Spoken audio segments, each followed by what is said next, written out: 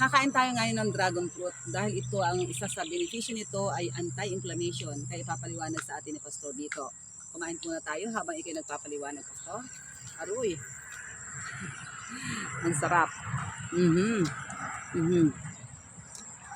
Kami ay pinuntahan ako ng isang tao na Kaya kain muna. yung kanyang dila ay mayroong sugat at hindi makanguya, hindi makakain, pero nakakasalita ng kaunti. Naalaala ko na itong cactus, ito'y family ng cactus. Itong dragon fruit ay nakakakuha ng mga sugat. Sabi ko, kumuha ka ng dahon at nguya-nguyain mo palagi. Ay kanyang nginunguya-nguya. Pagkaraan ng mga ilang araw, bumahaw yung kanyang sugat. Kaya itong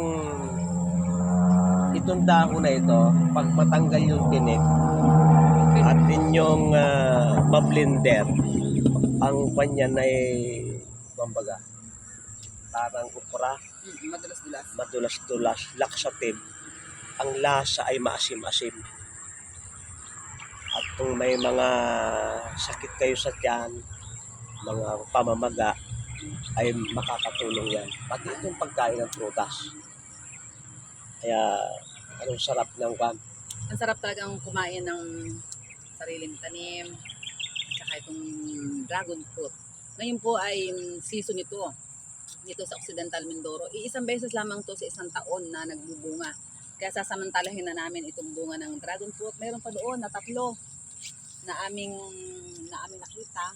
Marami po itong tanim na dragon fruit. Ipapakita namin sa inyo ang mga tanim namin dragon fruit. Hindi nga lang namumunga pa. Dito sa banda rito, tingnan natin. Ito siya. Hindi medyo green pa. Hindi ko naabutan yung kanyang bulaklak. Sayang, napakaganda. May bubulaklak ko sa taas. Oh.